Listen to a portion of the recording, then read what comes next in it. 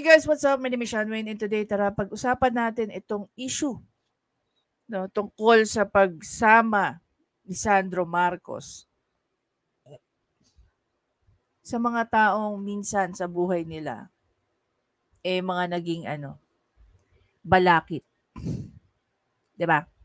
Anyway, even before ko i-play itong video na to, yung sa TikTok, basahin ko muna itong naging pahayag ni Senator Amy Marcos. Ayon sa kanya, by the way guys, this was posted last November 8, 2023. So ano na tayo? Kapon lang. Ayon kay Senator Amy, noong 2015, ako ang una at kaisa-isang gobernador na nagdeklara ng suporta para kay Pangulong Duterte. Nakikita ko sa kanya ang aking ama, matapat na kaibigan, matapat sa bayan. Ano raw ba ang sikreto ng mga Marcos at bakit sa loob ng mahabang panahon may mga loyalistang handang makipaglaban para sa amin? May loyalista kami dahil loyalista kami. Alam mo guys, itong part na to, tumaas, nag-goosebump ako talaga. Ayun nag-goosebumps ako. The reason why sila ay loyalista bakit sila may loyalista? Because sila ay loyalista rin. Okay? Ako, gaya ng aking ama, ay matapat at naninindigan para sa tunay na kaibigan sa harap at sa mas mahirap sa hirap at sa mas mahirap, sa mabibilang na ligaya at sangkatutak na dusa. Iyan ay iniwang legasiya sa akin, sa atin, ng aking ama. Ang makatotohanang pagkakaisang hindi bula lamang sa bibig, pagkakaisang nangangahulugan ng pagiging isa. Sapagkat kung ang isang Marcos ay loyalista sa paninindigan at pakikipagkaibigan, pinaka-loyalista kami sa kapakanan ng bayan. Kahit tayo ay isang pulo-pulong bansa, hindi tayo umiiral sa parang mga isla. Dapat nagtatagpo ang dulo sa dulo. Mata sa mata, solid North, solid South, solid Pinas. Napasama pa rito yung Yolanda. Kabastusan sa aral ng Yolanda ang pinagkakaabalahan ng mga politikong ginugutay-gutay ang bansa at ginagamit sa pampapapogi, pagpapalapad ng papel. Ang aral na itinuro, babalikan natin to guys sa isang video. Ang aral na itinuro sa atin ng Yolanda, eksaktong 10 taon ang nakakalipas, ay buhay pa rin sa aking gunita na walang dilubyo ang kayang lumunod sa lakas ng Pilipinong mulat at gising. Igalang sana natin ang libu-libong namatay sa sakunang iyan. Alalahanin natin ang libu-libong namatay. Alalahanin natin ang pagkakaisang umahon sa atin sa dilubyong yan. Dilubyong maglulugmok din sa ating kapag kukonsintihin natin ang mga naisumira sa ating mga nasimulang pagkatapos ng pagsubok na yan. Inuulit ko, noong 2015, ako ang una at kaisa-isang gobernador na nagdeklara ng suporta para kay Pangulong Duterte at kahit ako ay mag-isang matira, maninindigan ako para sa kanya. Ang isang anak na humarap sa napakaraming pananaksak sa likod ay hindi kailanman tatahimik sa mga pagtataksil at pambabastos sa taong gumalang sa aking ama. Noong pahintulutan niyang mahimlay ito sa libingan para sa kanya. Doon ay tinanong siya na kaya ba niyang pinahintulutan ang pagpapalibing ay dahil kaibigan niya lang ako. Ang sagot niya noon ay sagot ko ngayon. Hindi lang dahil kaibigan ko si PRRD, kaibigan ko talaga siya. Higit lalo si Inday Sara, mga kaibigan ko, sa pagpapaunlad ng bayan, pagpapanatiling ng kapayapaan at pakikipaglaban kontra sa puwersa ng kasamaang nagpapalaganap sa katiwalaan, gutom at katrayduran. Balik tayo dito. Ang isang anak na humaharap sa napakaraming pananaksak sa likod ay hindi kailanman tatahimik sa pagtataksil at pambabastos sa taong gumalang ng aking ama. Sino to? Punta na tayo ngayon dito sa video. Tatayo ako laban sa sinuman na mananakot sa atin para masunod lamang ang gusto nila. During the break, there were threats against one of our House members and the House itself. So I believe this is a show of solidarity, not only towards our Speaker, but for the institution as a whole and its sanctity. Well, I remember vividly there was a grave threat on the life of one of our members, the Honorable Franz Castro. But with respect to the whole House, was the integrity of the House challenged at any time during the break? Yes, Mr. Chairman, I believe it was put into question. When was that? And what was that? I could not give you the exact date, but I understand that it was done on a certain TV network, and some words were said to malign the reputation of our institution. Can we put on record what words were used to malign the integrity of the House? Yes, Mr. Chair, I move that we recognize the representative from Pampanga, Senior Deputy Speaker Don Gonzales, to answer any other queries that the gentleman from Albay might have. The representative from Pampanga, Senior. Okay. Kayo na tanungin ko, guys.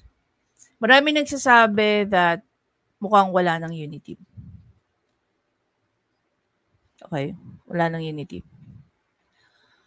Ito bang naging move ni Sandro Marcos? No? Natin natawag ngayon na tambolina. Grabe naman kayo sa tambolina. Sa tingin nyo, may unity pa ba? Sino ba ang tunay na unity? Si PBBM o si VP Sara? Hindi, sorry. Ulitin natin. Sino ba ang tunay na unity? Si BBM at saka si VP Sara o si Senator Amy at saka si VP Sara? Sino sa dalawa? Ako, I'm not gonna touch on or I'm not gonna drag PBBM here. No? Wala naman ako nakikitang pangit o masama sa ginagawa niya as far as his administration is concerned. 'Di ba? Ang hindi ko lang minsan maintindihan, or dapat ba makialam si PBBM sa nangyayari sa baba? Sa nangyayari diyan sa Legislative Department, no, ng ating gobyerno. Alam mo, minsan lang magsalita si Senator Amy, pero yung mga salita niya talagang nakakatarak. I remember watching one of the lives kagabi ni Direk Daryl sa Surgando, tsaka ni Ma'am Joey. And partly they were talking about yung naging action ni Sandro. Ayon nga kay Direk Daryl, if I remember it correctly, nung tumatakbo daw tong si Sandro sa Ilocos, grabe daw ang kanyang pag-aasikaso kay Sandro. Sandro and Senator Amy are very close. Sabi yan ni Direk Daryl. Eh, nakikita naman natin yun. Ako, I feel bad and I feel very disappointed dito sa naging move ni Sandro. Kasi nga, siguro since pumasok tong administrasyon ni PBBM, nakita ko how close he was with Senator Amy. And between the Marcoses, I must say na mas gusto ko yung way ni Senator Amy. Yung Senator Amy, siya yung nagbibigay sa atin ng window of how Apo Lakay was during his time sa pagiging presidente. which is yung way ni Senator Amy is quite different sa way ni PBBM. Magkaiba naman sila eh. Doon magkapatid sila, pareho silang pinalaki, but kasi iba yung, as you can see naman from the past videos, photos, and all, madalas na nakakasama si Senator Amy ng kanyang ama. So, mas iba yung exposure niya when it comes to politics, to governance, the way of, governing, iba siya. Ngayon, ito bang naging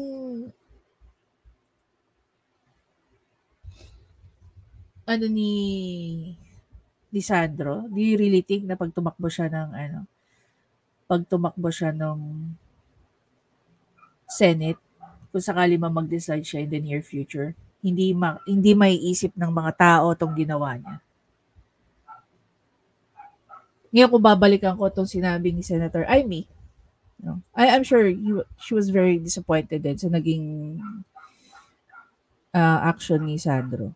Sabi nga niya, ang isang anak na humaharap sa napakaraming pananaksak sa likod ay hindi kailanman tatahimik sa mga pagtataksil at pambabasto sa mga taong gumalang sa aking ama. Sa mga taong gumaling noon sa aking ama noong pinahintulutan niyang mahimlay ito sa libingan para sa kanya. Doon ay tinanong siya na kaya ba niya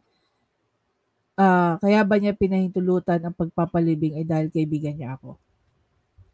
So basically, ang tumatak talaga kay Senator Amy is yung pagpapalibing kay Apo Lakay sa libingan ng mga bayani. And everyone was, there are a lot of people at that time na sobrang against. Ako, nung time na nangyayari yun, sabi ko, bakit hindi na, it's a rule of law eh, bakit hindi natin sundin kung ano nasusulat sa atin sa ligang batas?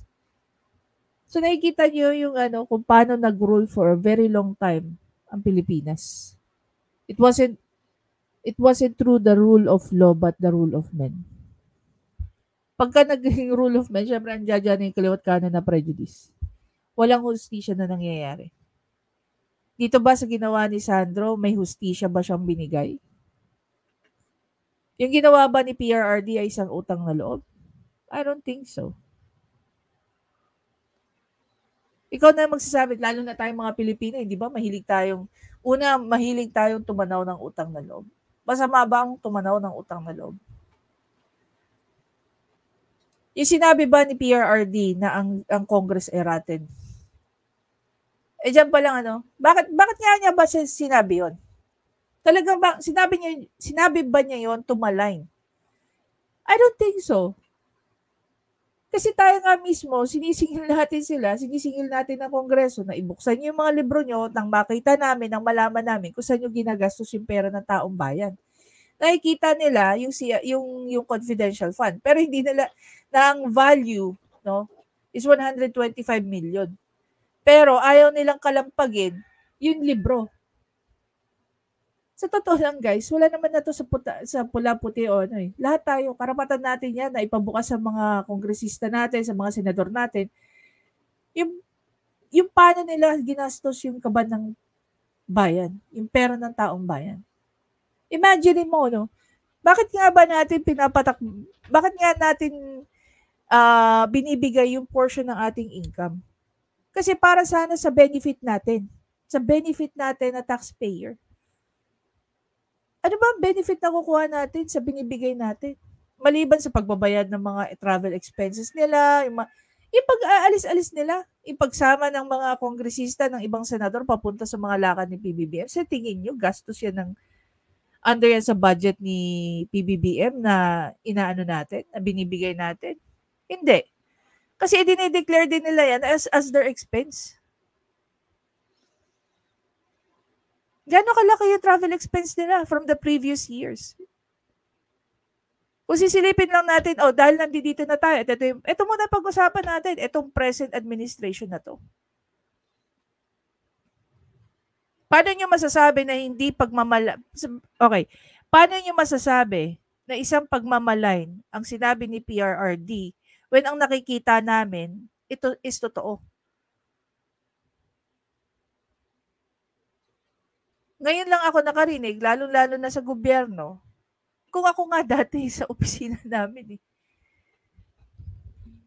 Pag uma-attend kami ng meeting ako mismo nag-o-audit ng reimbursement ng mga kasamahan ko.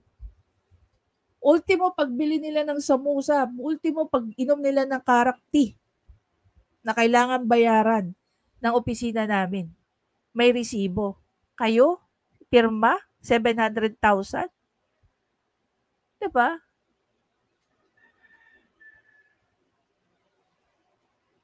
Hindi ba kawalang-yaan yan para sa mga taong naglalagay ng pondo ng pondo na ginagamit niyo diyan sa loob ng Kongreso?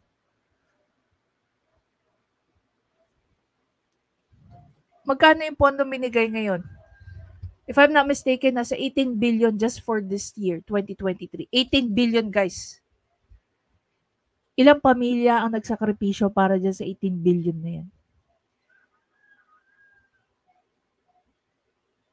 Tapos sasabihin nyo, minamalayan kayo. Siyempre, sasabihin yan kasi kayo yung nakikinabang eh. Ilan lang ba kayo dyan? Against sa ilang milyong tao ang nag-aantay na buksan nyo at ipakita nyo sa amin kung paano nyo ginagastos ang pera ng taong bayan as your funds. Diba? Anyway guys, again, maraming salamat sa panonood. Please don't forget to subscribe, like, and comment. Pag-uusapan natin itong part ng sinabi ni Senator Amy regarding dito sa kabastusan. Okay? See you in the next video, guys. Bye!